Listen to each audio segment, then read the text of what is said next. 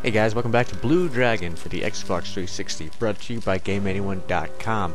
We're on Disc 3 now. We're in a town called Devour Village, and, well, our friends are kind of like over that way-ish, or it's behind that tree area. I think it's behind that tree area, but whatever. I'm not going to talk to them yet. There's still some stuff I want to explore around here.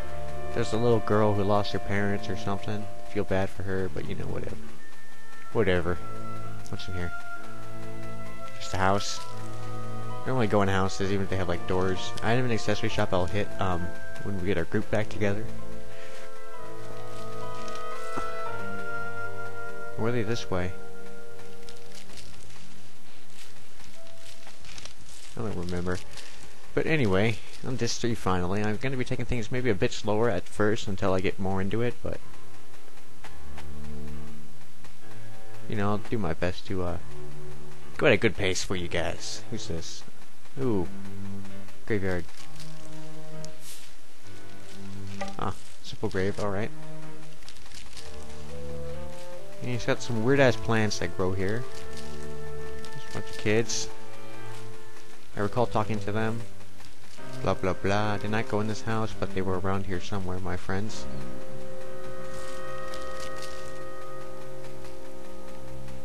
I'm going behind that tree, looks like.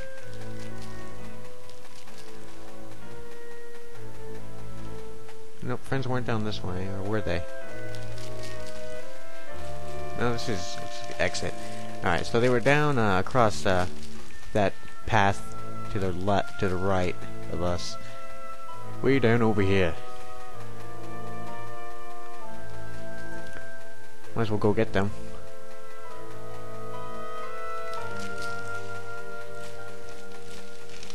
There they are. Oh look, a white barrier. Hey you guys! You guys, guess what? Hey! Shoo! Shoo!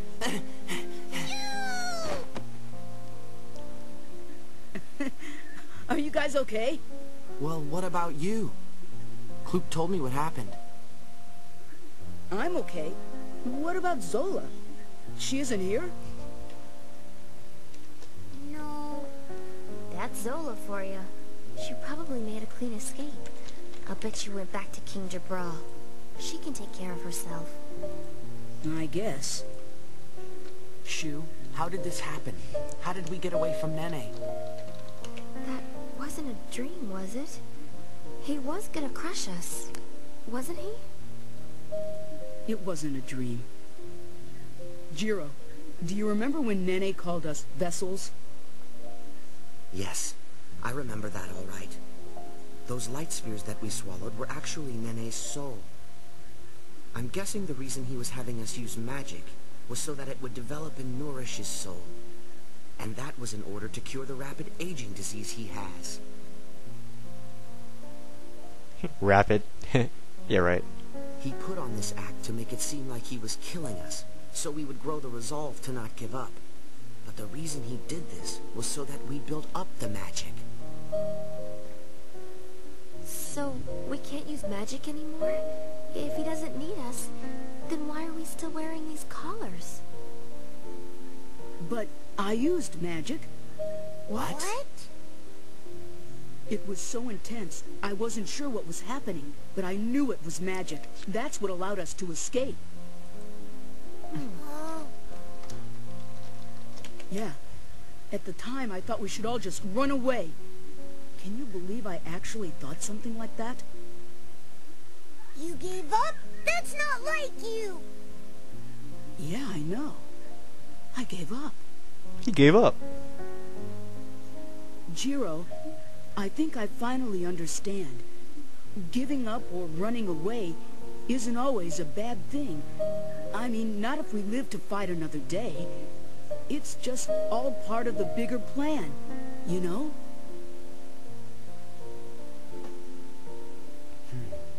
Congratulations, Shu, you passed basic tactics. I realize that I won't give up is not always the answer. About time. Thank you. Hope it doesn't feel the need to say that all the time anymore. Ooh, can we open these? Aww. this is that abandoned house and stuff, blah blah blah. There's let's see here, there's something on the doorstep, we can't go inside. Lame. Let's explore a bit. Hey person, hi, how's it going?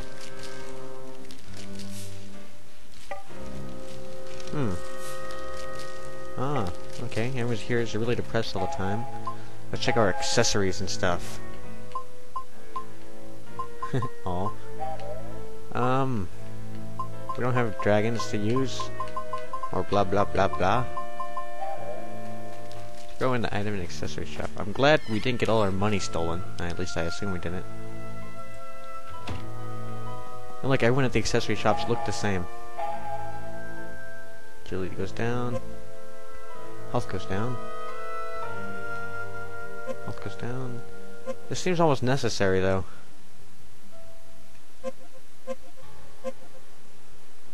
That's worth it. That's worth it. Okay, is 15 drop and a 10 drop worth it? Diamond necklace. MP goes to 0. Magic defense goes down, defense goes up. Defense goes up.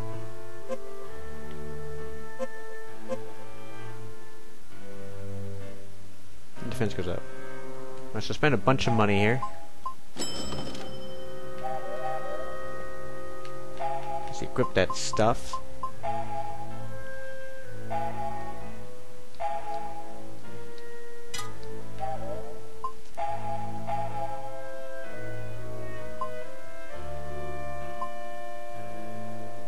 Huh.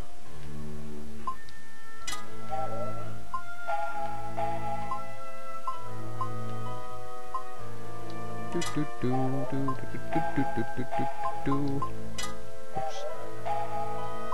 Mirror ring. That'll come in handy. Diamond necklace.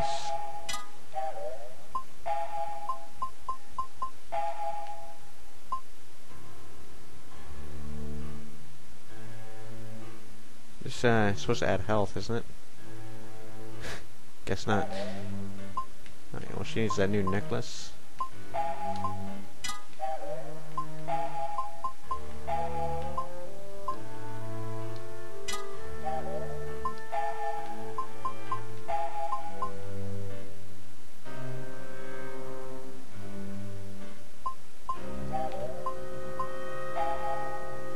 Magic check, agility goes down. Don't want to lower agility anymore. So let's give it to Marumaro. And I'm not going to sell that stuff that I just had. I'm going to hold on to that. It'll probably come in handy. Nothing. When we get our magic powers back. And buy some items here.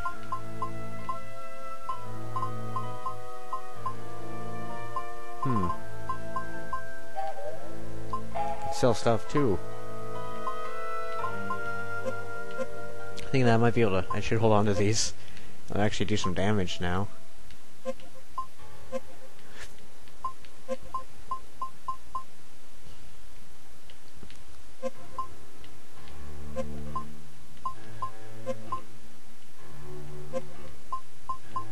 Sell some stuff.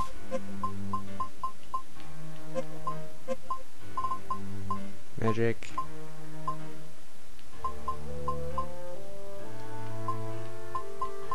Holding on to those for now.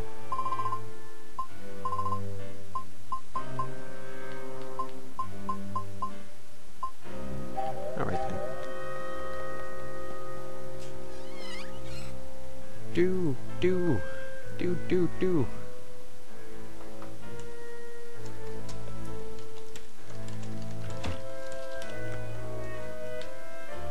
Where to next? Save spot. Accessories. What's in this place? Magic shop? Spell shop. Even if we can't use magic anymore, still might as well buy some spells.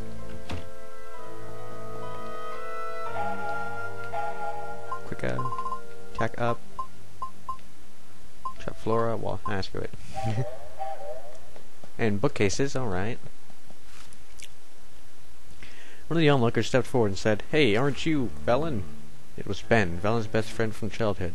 "Ben!" Velen knew who he was immediately. "It's been ages," exclaimed Ben. "So you became a wizard, eh?" "Always wondered where you went. Don't you remember?" replied Velen. "I always said I wanted to be a wizard." Ooh, it's a reunion. They reminisced about old times, and one by one, other old friends came up to say hello. Velen was given a hero's welcome and became an overnight sensation in the village. The villagers shouted demands for more magic and cheered at all of his tricks. They praised his dedication and all the hard work he had done. Velen was so happy that he had become a wizard. Let's hope he doesn't go evil, though. Portrait machine. Soon, rocks were being hurled at me from all sides. There was no way to assuage the anger of those whose homes were damaged. I had no choice but to flee. I tried to make my way back to the workshop without being seen, but a crowd had already gathered there. When I realized the reporter Finch was at the center of the crowd, I decided it would be best for me to keep my distance. Part 9. If you guess you can read the books over here too. He decided to start his new life in the village by taking up his old job of sheep herding, but he knew he could do a better job by using his magic. The whole village gathered to see what magic he would use. As he waved his staff and cast a spell, a wondrous light rained down upon the sheep. Then Velen pointed the staff to the far side of the meadow and waved it with a flourish. With a flourish. Part 10. To everyone's amazement, the sheep all lined up and started moving in the direction his staff pointed. Like Moses! Ben and the rest of the onlookers were astonished, and a commotion spread among the crowd. "Well, that certainly makes this job easier," said Velen. "Herding sheep to pasture was difficult work, or at least it used to be. That was one of the reasons why Velen had become a wizard in the first place." Looks over here. 11. Velen, for the rest of the day, herded his sheep with the wave of his staff, led a life of leisure now that he was back home after a 10-year absence. Every chore was a breeze. Even cooking and laundry were taken care of with the wave of his magic staff. Ah, this is the life, thought Velen. Those 10 years of training were really worth it. Velen was generous with his self-praise. Ooh. Nothing? Nothing. Part 23, Portrait Machine. I wandered aimlessly all day and night, the entire time thinking that this whole experiment was for and why I was here. If it is indeed environment that forms character, I wondered what was to become of this extreme distrust I had of the doctor and the dread I felt towards human. Those two feelings that triggered aggressive behavior. It seemed the environment really was changing me. He's got a lot of books in here. Can I read these ones right here? Indeed I can.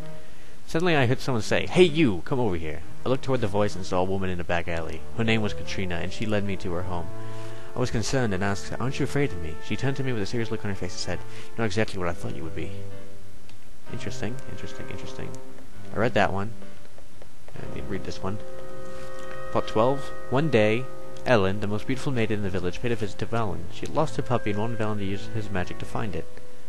Plain little Ellen had grown up to be a fair maiden, and Velen spared no effort in searching for her puppy. Led by his magic staff, Velen searched and searched until he miraculously found the lost pup. Nothing? Nothing. Book here? Part 13. Ellen's heart warmed to Velen after he saved her puppy, and he and the fair Ellen quickly grew close. As word of his deed spread, soon people from all over the village would come to beg for his help. Velen had originally become a wizard because he thought it would make his life easier, but more and more he found himself using his power to help others with whatever it was they wanted. Sounds like a pain. We can't go behind his desk to get those bookcases, so, screw it. We read plenty of books already. Let me get out of here.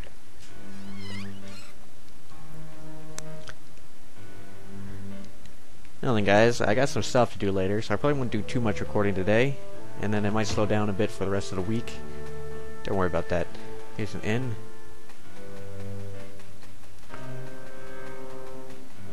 It's just a house, it looks like. And this is probably just a house. Now, these houses probably have books in them and stuff, but unless the books are in a place obvious, I'm not going to really go looking for them. And then there's that old abandoned house there. I'm going to head up here. I'm going to stop here for now, and I'll see you guys for the next part of Blue Dragon later.